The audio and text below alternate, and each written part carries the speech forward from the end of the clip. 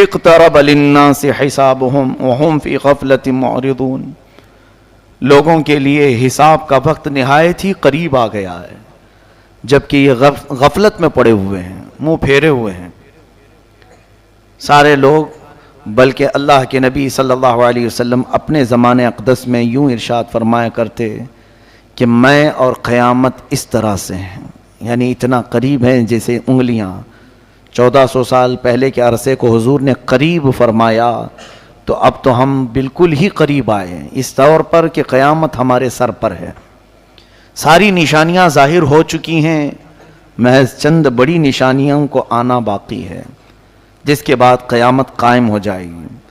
ہمارے بزرگوں نے آج جو موجود ہیں، انہوں نے بھی جو پیشین گوئیاں کیں، اے لوگو تم بہت زیادہ پھیلنے کی کوشش نہ کرو، اس لیے کہ سب سے بڑے فتنے، سب سے بڑی علامات قیامت کی جو آنی ہیں وہ بالکل قریب ہیں تمہاری زندگیوں سے۔ دجال کا ظہور، یاجوج ماجوج کا نکلنا بہت ہی قریب ہے۔ اللہ تعالیٰ قرآن میں آج کی اس پارے میں ہم نے یہ بھی پڑھا، حتی اذا فتحت یاجوج و ماجوج، یاجوج ماجوج کو کھول دیا جائے گا۔ یہ کوئی دو آدمی نہیں ہے، ایک بہت بڑی فوج ہے، بہت بڑی فوج، اتنی کہ انسانوں سے بھی زیادہ ہیں۔ اور یہ جب دنیا میں داخل ہو جائیں گے، ان کو اللہ تعالیٰ نے جزیروں پر قید کیا ہے۔ سد سکندری قرآن پاک میں اس کا بھی ذکر آیا ہے، کل 16ویں پارے میں ہم نے پڑھا تھا۔ حضرت ذوالقرنین ایک بزرگ ہیں جن کا تذکرہ آیا ہے، سکندر ذوالقرنین، اللہ نے ان کو پوری دنیا کی بادشاہت عطا فرمائی تھی، تو ان کو اللہ تعالیٰ نے حکم دیا تھا کہ یہ یاجوج ماجوج اس زمانے میں بہت فساد مچاتے تھے کہ ان کو قید کر دو کہیں پر۔ تو لوگوں نے آپ سے کہا، قالوا یا ذا القرنین ان یاجوج و ماجوج مفسدون فی الارض فہل نجعل لک خرجا، یہ زمین میں اتنا فساد مچاتے ہیں تو آپ ہمارے لیے کوئی ان سے نکلنے کا راستہ بنا دیجئے۔ تو انہوں نے ایک دیوار بنائی تھی جس کا ذکر قرآن پاک میں ہے۔ حضرت ذوالقرنین نے سیسا پگھلا کر کے ایک بہت ہی مضبوط دیوار کھینچی۔ وہ دیوار کہاں ہے اللہ بہتر جانے، ہمیں قرآن نے اتنا کہا ہے کہ انہوں نے دیوار میں انہیں قید کیا۔ اور آتونی زبر الحدید حتی اذا ساوا بین الصدفین وقال انفخوا حتی اذا جعلہ نارا قال آتونی افرغ علیہ قطرا، یہ ذکر جو ہے ان کے دیوار بنانے کا ہے۔ پہلے اس سیسے کو پگھلایا گیا، آگ بنی، پھر اس کو مضبوط کیا گیا، پھر دیوار تعمیر ہوئی۔ اب وہ یاجوج ماجوج کی جو فوج ہے انہیں قید کر دیا گیا۔ حدیث پاک میں ہے وہ روزانہ دیوار کو توڑنے کی کوشش کرتے رہتے ہیں، پوری رات بھر دیوار کو چاٹتے ہیں یہاں تک کہ وہ تھوڑی باقی رہ جاتی ہے۔ تو تھوڑی باقی رہتی ہے، صبح کے وقت وہ تھک جاتے ہیں اور کہتے ہیں چلو باقی کا کل کر لیں گے، یہ کل نکل جائے گی۔ وہ جیسے ہی واپس آتے ہیں اللہ تعالیٰ اس دیوار کو جیسی تھی ویسی بنا دیتا ہے، روز کا معمول ان کا ہے۔ اور پھر فرمایا گیا کہ اخیر میں وہ یہ کہیں گے، پوری دیوار کو چاٹتے چاٹتے یا توڑتے توڑتے قریب کو پہنچ جائیں گے، تب وہ یوں کہیں گے انشاءاللہ کل تو ختم ہو ہی جائے گی، اللہ نے چاہا تو وہ جس دن وہ کہیں گے تو پھر وہ دیوار ٹوٹ جائے گی، انشاءاللہ کا استعمال کریں گے۔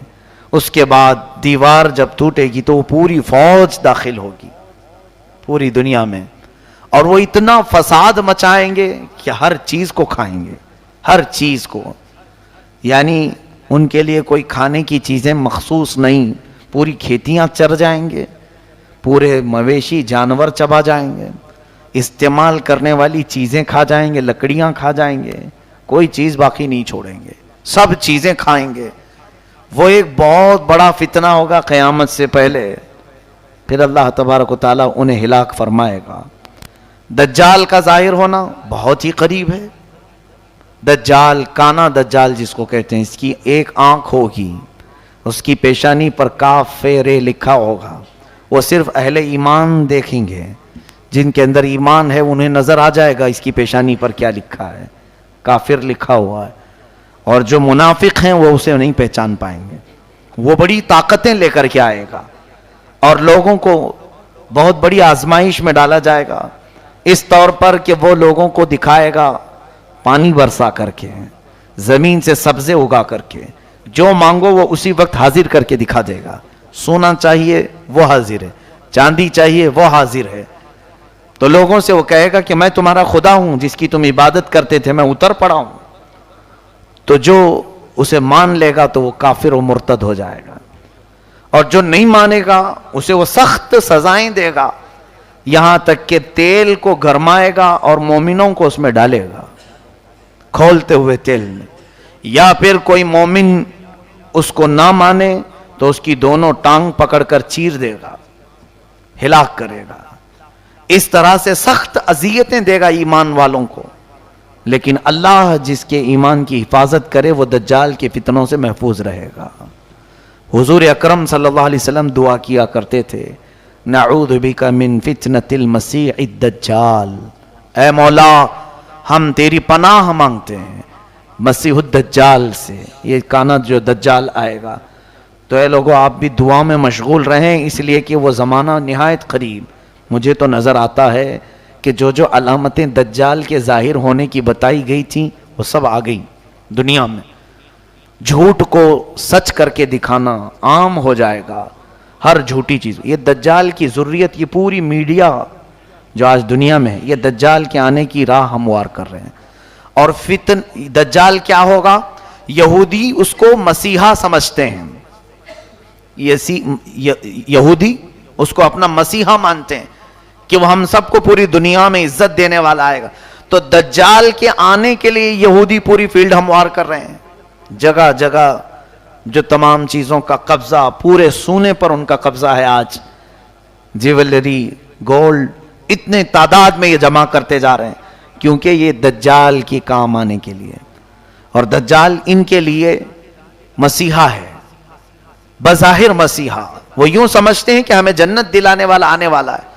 دیکھا نہیں آپ نے یہودی اکثر چیزوں میں، اپنے برانڈ میں یا اپنے لوگوں میں ایک آنکھ کا استعمال کرتے ہیں، وہ ایک آنکھ کا استعمال دجال کی علامات ہیں۔ وہ دجال کی پوجا بھی کرتے ہیں، عبادت بھی کرتے ہیں، اور اس کے آنے کی دعائیں کر رہے ہیں آج پوری دنیا میں۔ سال میں پورا اجتماع ہوتا ہے یہودیوں کا، اور وہ بار بار دعا کرتے ہیں کہ وہ جلدی سے آ جائے۔ تو یہ یہودی پوری اس کی فوج تیار ہے آج، سارا یعنی فیلڈ تیار کر دی گئی۔ یہ بھی حدیث پاک میں آیا ہے، دجال کے آنے سے پہلے پہلے یہودی اور عیسائی تمام ملکوں کو فتح کرتے کرتے حرم پاک تک پہنچ جائیں گے۔ حرمین طیبین چھوڑ کر، مکہ مکرمہ اور مدینہ طیبہ چھوڑ کر تقریباً پوری دنیا پر یہ قبضہ کر لیں گے۔ یہ حدیث پاک میں یہ ہو کے رہے گا، اور یہ پہنچ گئے، آج عرب میں بھی پہنچ گئے۔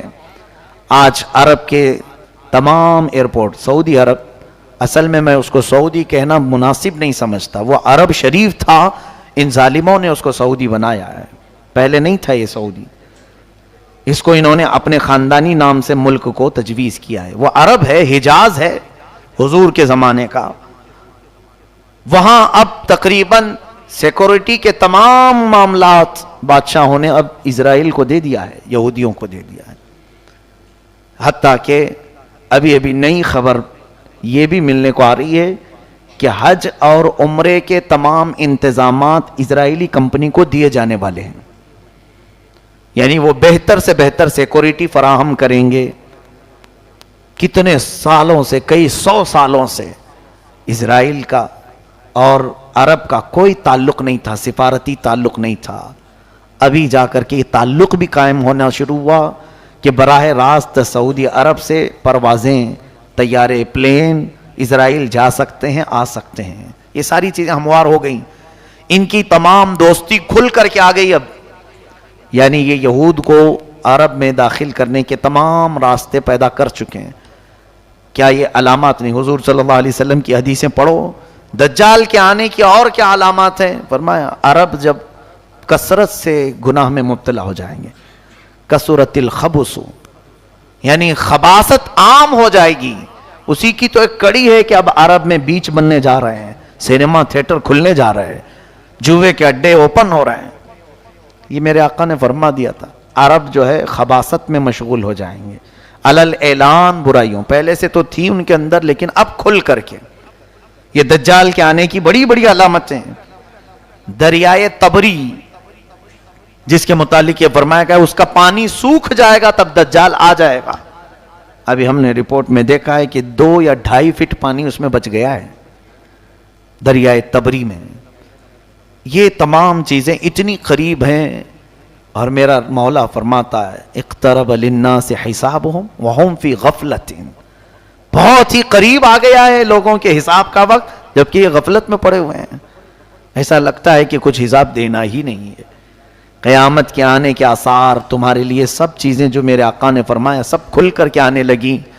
پھر کیوں ہم واپس جانے کی انتظار میں نہیں؟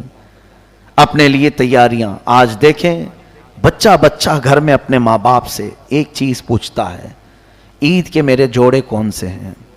ماں باپ یا پھر تقریباً آج اکثر لوگوں کو آپ کسی مارکیٹ میں ہی دیکھیں گے سارے بازار بھرے ہوئے ہیں آج.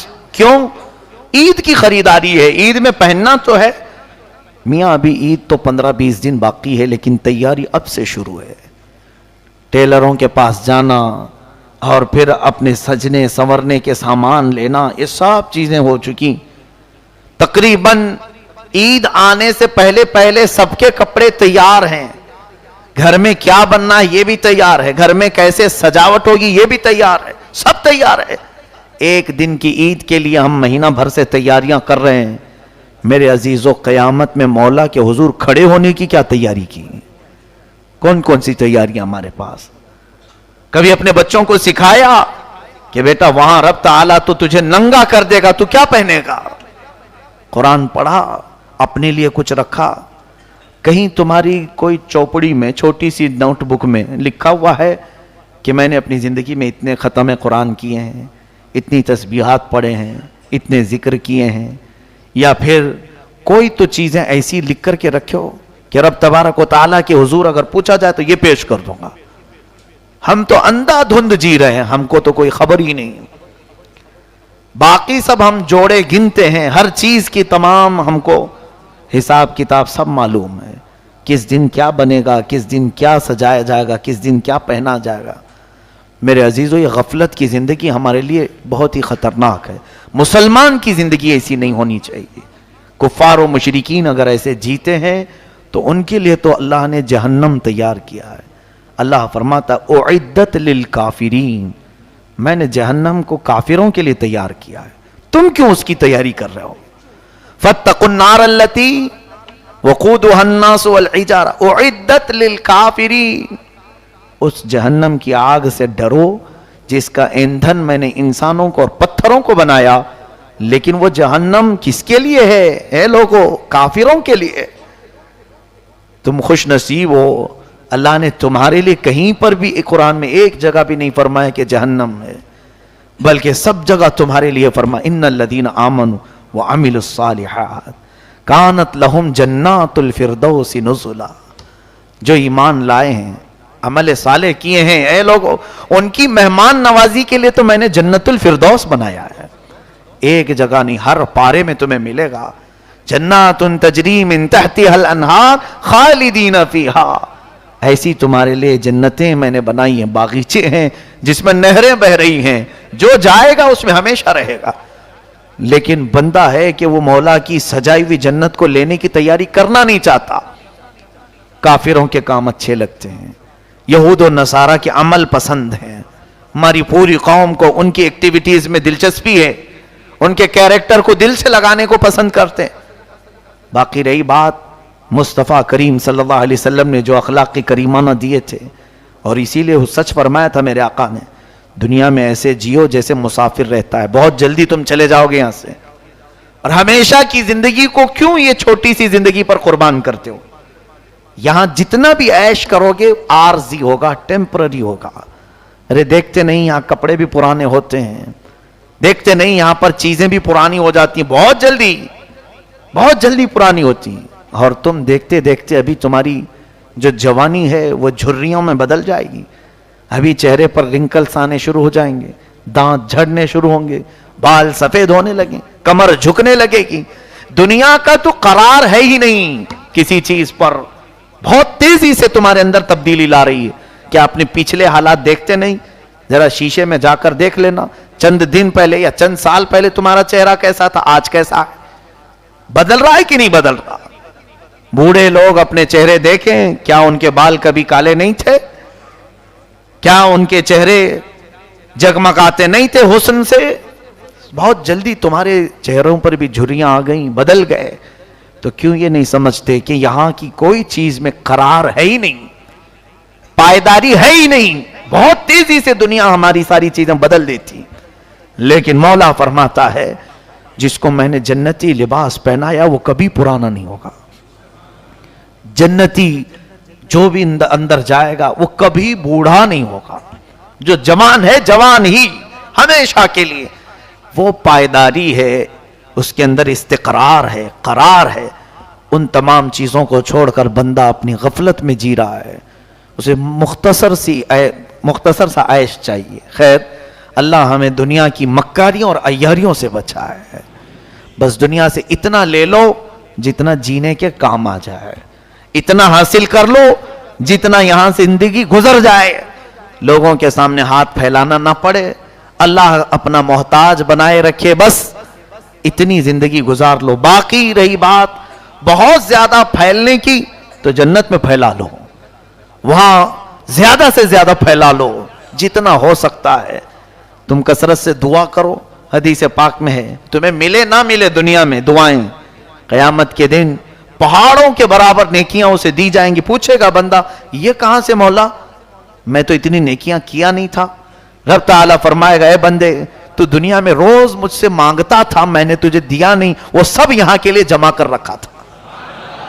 بندہ کہتا ہے کاش میری دنیا میں تو کوئی دعا قبول نہیں کرتا، کوئی نہیں قبول کرتا، سب یہاں کے لیے رکھتا. تو آج تو میں فخر سے جنت میں سب کو بتاتا کہ میں سب سے زیادہ نیکیاں جمع کیا ہوں.